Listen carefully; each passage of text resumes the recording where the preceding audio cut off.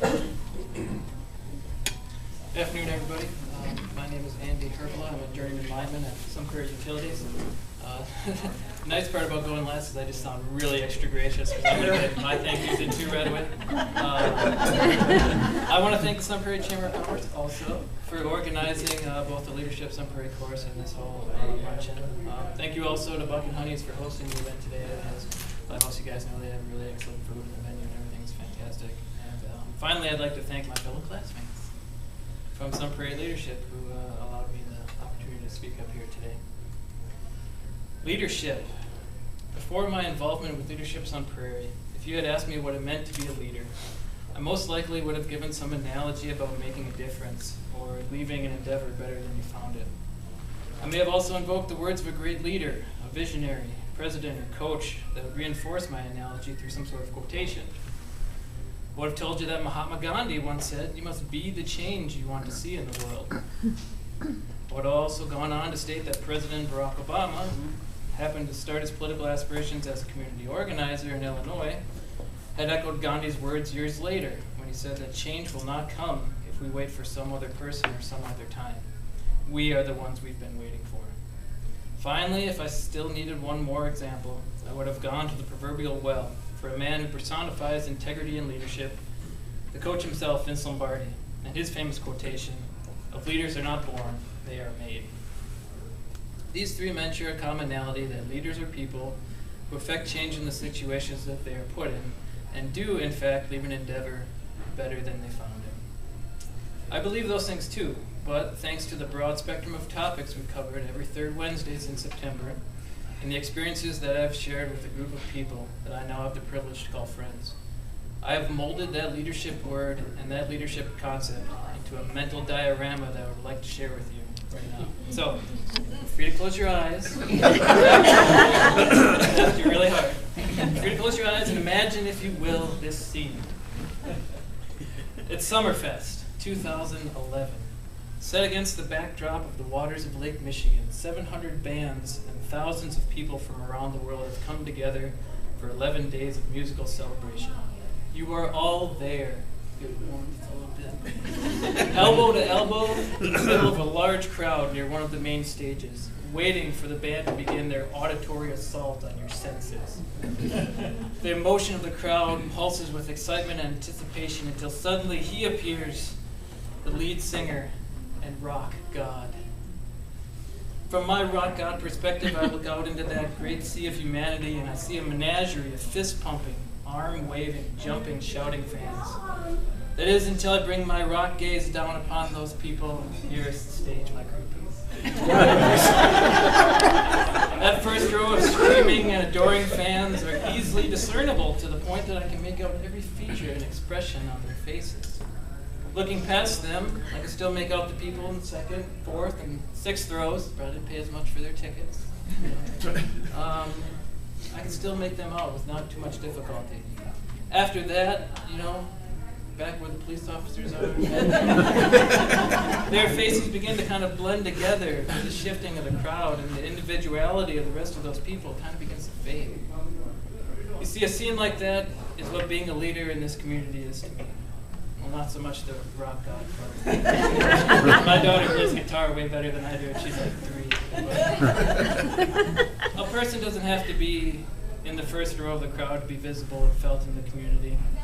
A person can be in the second, third, fourth, fifth, or sixth row, still be visible, and still have an impact in the experience.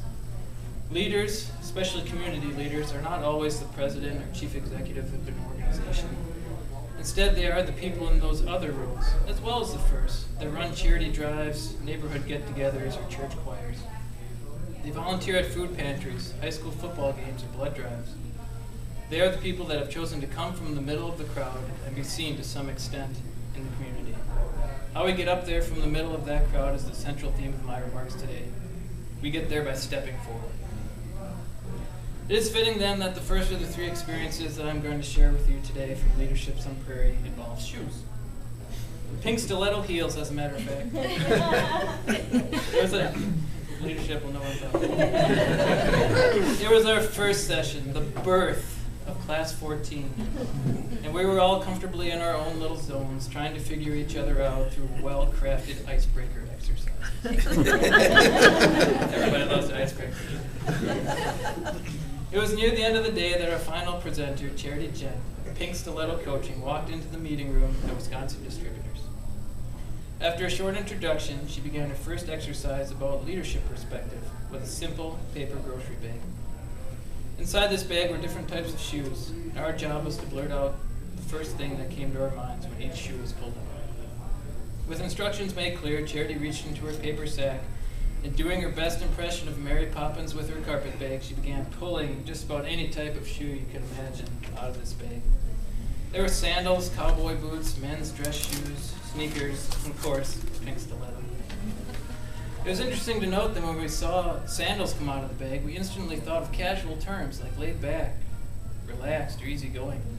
And when Charity pulled out the dress shoes, we thought of words like direct, no nonsense, or powerful. The fact of the matter is there is no fall or spring line of leadership footwear. Could you imagine someone around your office barely able to contain his or her excitement because the new Leader X90 shoes were out? They're guaranteed to make any potential leader communicate effectively, direct others assertively, and work efficiently. Being a leader in our community takes people who wear all kinds of shoes, from a nice pair of pumps to the steel-toed boots that I just stepped out of a little over an hour ago.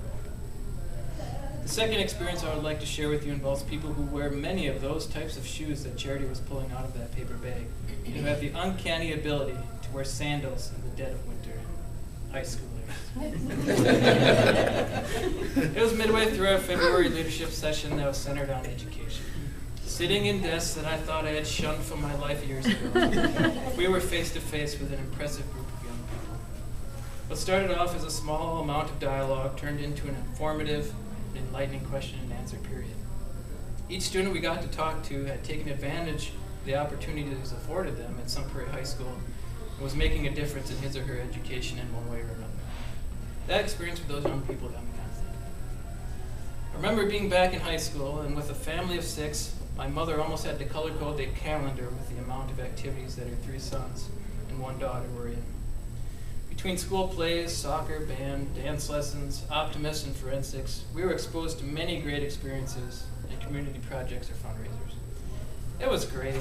We got to hang out with friends, lend a helping hand, and genuinely improve the lives of the people in our community. Does that sound familiar? It's the same feelings that we can experience being leaders in Sun Prairie as adults when we become involved in some sort of organization or activity. Actually, I had one such experience near the start of my journey through leadership. As part of our homework for class, we were tasked with volunteering for one night at the Sunshine Supper, a free meal open to the public and put on through Sunshine Place and generous donations from area businesses. As all the volunteers stood in a large circle with the coordinators of Sunshine Supper, a general overview of the evening was given, along with one simple statement. Most of the people that come here, it was said, come here for the conversation as much as the meal. Through those next few hours, no truer statement was made. Well, except for a wonderful lady from the Colonial Club Apartments who vehemently believed the Packers would win the Super Bowl. This was back in September, with the injuries and everything, so she was getting her bid in early. And let me tell you, there is no one else on earth who knows football statistics better than the ladies at the Colonial Club. There's experiences like that one with those nice ladies that help fuel the good feelings that I got from making someone's evening a little brighter, my time there that much more rewarding. Plus it helped that Julie didn't make me do the dishes.